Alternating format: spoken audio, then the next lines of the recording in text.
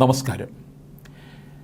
ചലച്ചിത്ര മേഖലയെ വെളുപ്പിക്കാൻ ശ്രമിച്ചിട്ട് പാണ്ടായ അവസ്ഥയിലായി ഹേമ കമ്മിറ്റി റിപ്പോർട്ടിൻ്റെ ആകത്തുക.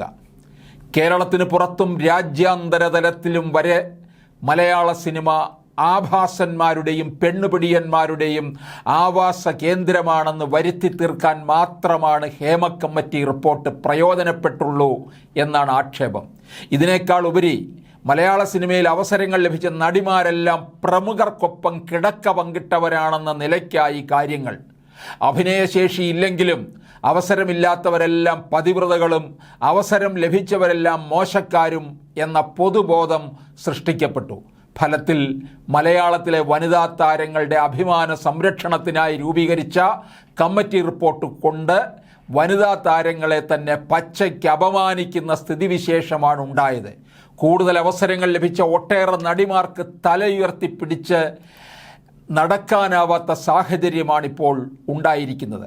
താരതമ്യേന മികച്ച നടിമാരായ ഇവരെ സംബന്ധിച്ചിടത്തോളം അവർ മാത്രമല്ല, അവരുടെ അമ്മമാർ പോലും സംശയത്തിൻ്റെ നിഴലിലായി.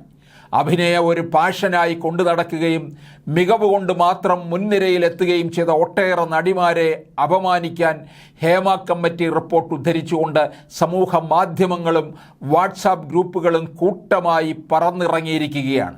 പരിഷ്കരണവാദികളെന്ന് സ്വയം വിശേഷിപ്പിച്ച് രംഗത്ത് വന്ന വിരലെണ്ണാവുന്ന നടിമാരുടെ വാക്ക് മാത്രം കേട്ട് ഒരു സാംസ്കാരിക വ്യവസായത്തെ അപകീർത്തിപ്പെടുത്തുന്ന സാഹചര്യമാണ് ഉണ്ടായത്.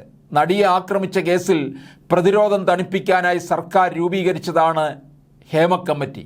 എന്നാൽ അത് ഇത്തരമൊരു പ്രതിസന്ധി സൃഷ്ടിക്കുമെന്ന് മുൻകൂട്ടി കാണാൻ സർക്കാരിന് കഴിഞ്ഞില്ല.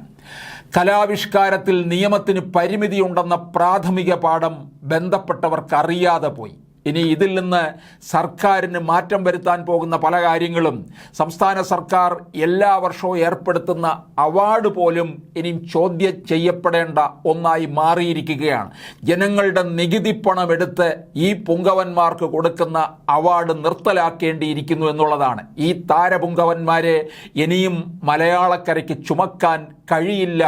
അതാണ് പൊതുജനം ഇപ്പോൾ ആഗ്രഹിക്കുന്നതും. അതുകൊണ്ട് ഇത്തരത്തിലുള്ള അവാർഡോ ഇവരെ സർക്കാരിൻ്റെ ഏതെങ്കിലും പരിപാടികളിൽ കെട്ടിയെഴുന്നള്ളിച്ച് ലക്ഷക്കണക്കിന് രൂപ കൊടുക്കുന്ന പതിവും അവസാനിപ്പിക്കേണ്ടിയിരിക്കുന്നു. കഴിഞ്ഞ കേരളീയത്തിന് തന്നെ പല നടീനടന്മാരെയും കെട്ടിയിറക്കി കൊണ്ടുവന്ന് ലക്ഷങ്ങൾ, അതായത് കേരളം കടക്കണിയിൽ മുങ്ങിത്താഴുന്ന അവസരത്തിലെ ഈ താരപുങ്കവന്മാർക്ക് ലക്ഷക്കണക്കിന് രൂപ കൊടുത്തുകൊണ്ട് കേരളത്തെ ഒന്നുകൂടെ കുത്തുപാള എടുപ്പിക്കുകയാണ് ചെയ്തിട്ടുള്ളത്. അതുകൊണ്ട് ഈ സാഹചര്യത്തിൽ ഇത്തരത്തിൽ, അതായത് ഇവരെ പൊതുപരിപാടികളിൽ നിന്ന് മാറ്റി നിർത്തുക, ഇവർക്ക് കൊടുക്കുന്ന അവാർഡ് പോലും ഏതാണ്ട് മാറ്റിവെക്കുക, ഇതാണ് ഇനിയിപ്പോൾ കേരളത്തിന് ചെയ്യാനുള്ളത്. ഇത്തരത്തിലുള്ള താരപുങ്കവന്മാരെ, നെറികെട്ട ഈ ആഭാസന്മാരെ ഇനി ചുമക്കാനായിട്ട് സാധിക്കില്ല.